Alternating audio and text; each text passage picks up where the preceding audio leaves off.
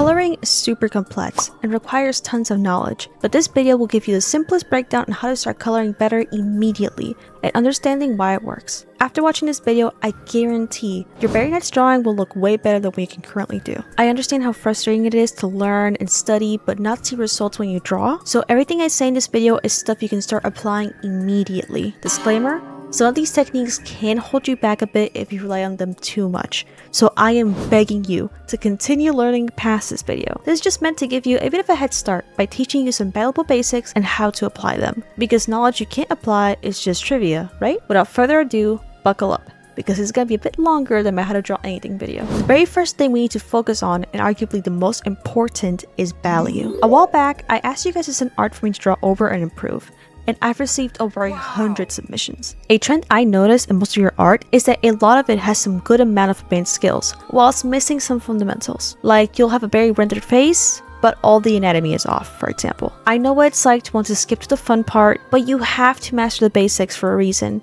because when you don't, it's very noticeable. It's important to understand the fundamentals to build on top of them. One of those fundamentals that a lot of you are lacking is your knowledge of value. No amount of blending and rendering can fix bad values, so listen up. Technically, there's 100 values in your art program, but it's hard for the human eye to tell adjacent values apart, so really, we have about 10 that matter. And to make things simple, we're only going to be considering 5 when we first start practicing. Now here's the most important part. For 80% of your drawing, or for as long as possible, avoid pure black and pure white. Some of you may be having flashbacks to art class when your teacher made you do the value squares and forbid you from using pure white and pure black, but this stuff is real and super valuable, no pun intended. The reason is that once you use white, you can't go any brighter, and once you use black, you can't go any darker. They are the very final values, so you want to use them sparingly to make them truly count. This is a technique used by professional concept artists and also traditional oil and acrylic painters. You can see me in the back using this technique to draw Freddy. I'll talk about the values in terms of numbers, 1 being white and 5 being black. I tend to start out with value number 3, the middle value, unless the subject has a darker or lighter overall palette, in which case I'd start with a 2 or 4 and bring in a new in-between shade to continue the process as shown, where I use the lighter shade, in this case 2, and a darker shade, in this case 4, to add as many details as possible while avoiding black and white. You'll see that I can actually get pretty far with just these 3 values. As I get into the more advanced stages of the drawing, I begin to introduce darker and lighter values as I see necessary. Doing this exercise will help you respect your values and understand how important they are to your art and how to use them properly. And you will see in practice how far you can stretch a very limited amount of values. And you'll realize that you don't have to go very light or very dark to properly communicate what you're drawing. Remember, at the end of the day, art is just communication. Unless your intention is to make something hard to understand, if what you drew isn't communicating your intentions clearly, then you have failed. I have a whole video in which I talk more about this exercise and all the benefits that it has. You can check it out for more in-depth explanations of the benefits and how I go about doing this. But for now, I just want you to understand that values are a finite resource, and you'll want to do everything possible to avoid running out of this resource. I also want you to see colors in terms of values. Okay. You should understand now that value is the most important part of coloring. So how do I turn this into a color image? I'll give you 3 methods, but method number 3 should be the one you do most of the time. I'm gonna go from simplest to hardest. Method number 1 is gradient maps.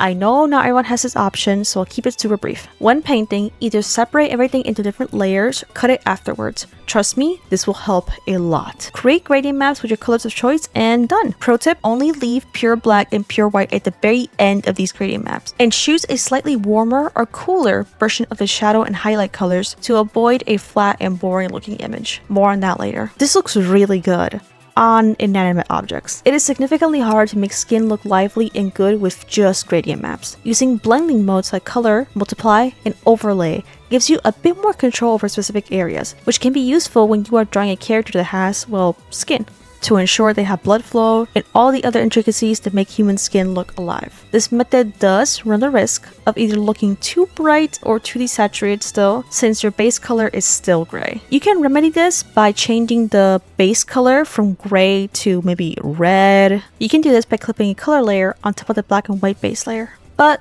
the real way and the best way of doing this is doing everything from scratch. always making sure to think of your colors more as values than just colors. If you absolutely need to, organize your colors just like we did our values and paint that way. Oil painters do this, so there's no shame. Except now, we have to consider chroma or saturation. Saturation is good to create emphasis or visual intrigue. Even if you aren't making a full-blown painting with a focus point and just drawing your OCs in a black void, your character may have a focus point. Character design is a science, and the quality of your character designs may be suffering if you don't put in the effort to learn it. One of these principles that can help is the 60-30-10 rule. This applies for any kind of design you can think of. Painting compositions, interior design, character designs, anything. Basically, you have one main color that you use for 60% of the design, a secondary color that is used for 30% of the design, and an accent color that is used for 10% of the design. The accent color is usually the one with the highest impact or the most saturated. The website you're on right now uses this. 60% of it is black or white, depending on if you're on dark mode or a crazy person. 30% is the color of the fonts you see throughout the site, and 10, the accent color, is the red YouTube logo. The two main colors usually set the stage for the accent color to shine. This doesn't mean that all your designs must have 3 colors. You can do 4 or 5 or whatever you want, but this is a good baseline to truly understand what makes a design appealing and sort of the balance you have to respect when designing a painting or a character. Another way to group your colors is to group them by saturation rather than color, but that's besides the point. I've gotten comments before about how people think that I make art sound like math with my explanations, but I hate to break it to you guys, it is math. But that means there's formulas and solutions, so you don't have to be scared if you ever feel lost. Okay, so how do we apply this to an actual character? Here's a bit of a personal lazy artist cheat code I like doing. I will cover the whole drawing in my main color. Usually it's the skin tone, but this could be another more dominant color like the atmosphere color if there's a special lighting situation going on. After that, I begin to add all my other colors on a separate layer. And then I turn the opacity down just a bit. This accomplishes a lot of things. It makes the color palette a bit more cohesive and unified, and also it centralizes our values. I'm imitating what we did in the beginning, where we only used values 2, 3, and 4 to draw, but with colors this time. I've effectively given myself more space between my base colors and the frontier colors, black and white, without significantly affecting how my colors are perceived, which is the absolute most important lesson that you will take away from this video. How a color is perceived is more important than the color that it is. If you've ever color picked from an image, you've probably been surprised by how wrong the colors feel, because to you, they look a certain way, but when color picked, they're not that color. This is called color relativity, and we don't have to go into that right now, but it's just a taste of the things that you should study after this video, wink wink. Okay. We have a really nice base going on. Now we go in with lights and shadows. I'm not going to teach you lights and shadows in this video. I will instead teach you how to pick the colors of the lights and shadows. You may think that's easy, warmer lights, cooler shadows. And while that is a completely valid principle that will work most of the time and definitely looks better than not changing the hue at all, I think it is important that you understand that this is not a universal rule, but rather a misconception. This is true when a picture is taken under harsh sunlight, but in other situations, it may not be the case. Opposite temperatures work in most cases, but understand that it is not a definitive rule that always applies. Another good rule of thumb is to saturate as you get darker and desaturate as you get brighter, effectively making a bit of an arc or a curve as you go down a square color picker. Again, not a rule that applies 100% of the time, but a good principle to follow in most cases. Let's place our shadows and highlights with the colors we picked, making sure we shift our hues and change the saturation to ensure as much color variety and visual intrigue as possible. Sometimes I'll put the new color on a new layer and turn the opacity down a bit to ensure the palette stays cohesive. By the way, if you like my teaching style, consider subscribing and commenting what you'd like to see next. I have a hair video in the works, and if you guys are interested, I could also make a simple lights and shadow video, just like this one. Okay, our shadows and highlights are drawn. Look at the difference between just going lighter and darker versus shifting the hue and saturation of the shadows and highlights. You tell me, which one's more interesting to look at? I want to talk really quickly about edges. This is also another big one I noticed in a lot of your submissions. A lot of you guys are very scared of committing to a hard edge, and because of it, you'll use a lot of airbrush and blending brushes that make your artwork hard to read, and it makes your colors muddy. So try this out next time. Start out with a hard brush and lay out your main colors with that hard brush, just like I did in this demo, and then use a blending brush or a blur tool to smooth out the edges that need to be smoothed out. A good way of knowing what needs to be soft and what should be hard is to consider the distance between the object and the shadow it casts, as well as its shape. The closer it is to the shadow, the harder it'll be. So think of the shadow on the bottom lip, the nose, under the jaw, and under the hair. Soft objects like skin and hair typically have softer transitions. Hair is tricky, which is why I'll make a whole video about it, but for the soft shadows, think of the cheeks, chunks of hair, muscles, basically anything that isn't a direct cast shadow or that isn't a hard shape can be blurred. Of course, all of this depends on your lighting conditions, but that's a light and shadow lesson, not a color lesson. Once you have a nice balance of hard and soft edges, we can have some fun with bounce lights. On the inside of the shadow, you can add a slightly brighter and more saturated color to make the illustration even more interesting. Bounce lights are exactly what they sound like. It's just light that is reflected from one surface onto another. This could be your shirt, the wall next to you, or even your own skin. So if your character is wearing a bright red shirt, a red bounce light will probably be seen under their neck. You can have fun and do whatever color you think would look cool though. A lot of people like doing blue on the inside and orange on the soft edges of the shadows, just like this, which happens in real life when under direct sunlight. A lot of the times, I'll just do a slightly brighter red on the inside and leave it at that. You can also have bounce lights on the areas that aren't in shadow, but these are usually a lot subtler. In a lot of pictures, they'll be gray or blue. I like adding a bit of gray on the planes opposite to the areas in shadow, like so. Here's a bonus tip, just for you.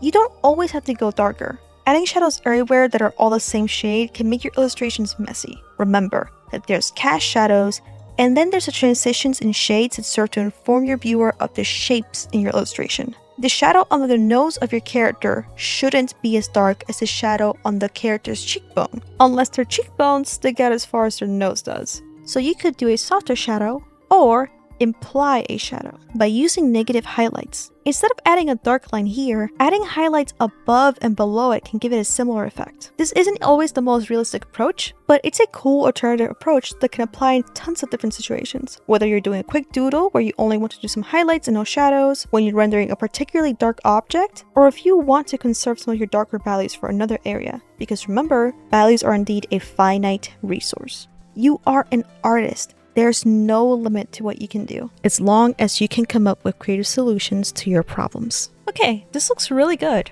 except the skin could do with a bit more polish. For skin, I like to add a bit of blush to the cheeks, nose, and a bit of darkness on the eyelids to make the skin feel more alive. The blush color depends on the skin tone, but usually picking the skin color, going into CMYK mode, going a bit more red, and maybe a bit more yellow usually does the trick. Depending on the skin tone, you might also want to go a bit darker. Usually blush is enough to make the skin look good. You can take it a step further by using these color maps, but that's not always necessary. I'm really happy with this. We could leave it here, or we could have fun with some post-processing. This is the part where we play with blending modes and add details. The first thing I like to do is add some stray hairs. You don't need to add a bunch. In fact, if you add too many, you risk ruining the balance of your illustration and making it look like a match cis match sim that's wearing alpha hair. If you know, you know. So, less is more. Sometimes I'll add a nice black border around my character. This will make them stand out, and it gives your illustration a nice clean finished look. This looks especially cool if you avoid black altogether while drawing. Now we can mess with the color balancing.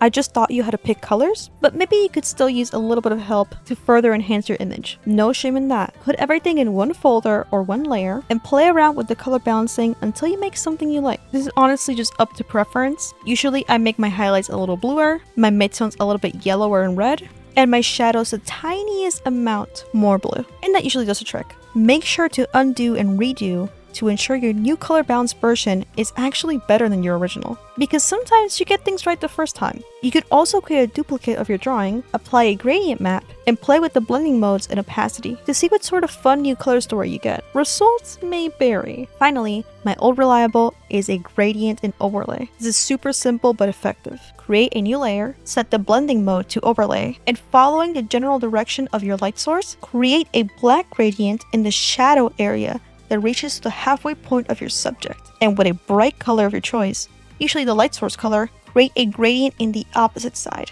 Adjust opacity, and done! This makes my art look better about 90% of the time. What do you think? And that's it for today.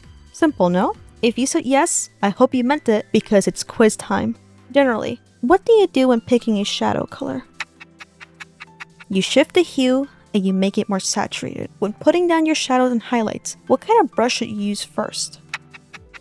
A hard brush, so you can have solid structured shapes that you can soften later. Why would you want to soften these hard shadows though? To achieve a balance of soft and hard edges, which increases what?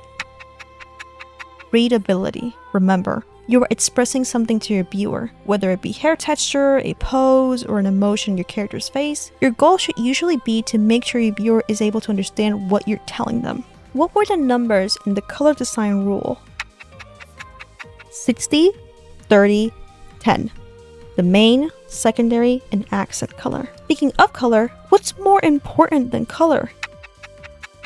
Value. If you must, practice drawing in black and white for a bit. This is so important. But remember, your values are a finite resource. Respect pure black and pure white. I promise you, this is going to change how you approach drawing forever. If you follow everything I taught you, your next drawing is going to look so good. I promise. There's a lot more to color, but these are some things you can apply immediately that'll help you transition into those more advanced skills later on. And hey, if you want to learn those more advanced principles from me, consider subscribing. It will help me a lot. Okay, that's it for me today. I hope everyone enjoys their holidays, and I want to say thank you for 22,000 subscribers. I've been wanting to do YouTube for well over a decade now, and in only 6 months, you guys have shown me so much love, and I could not be more grateful for all your support. I hope I get to continue teaching you all for many years to come, and yeah, thank you so much, and see you next time.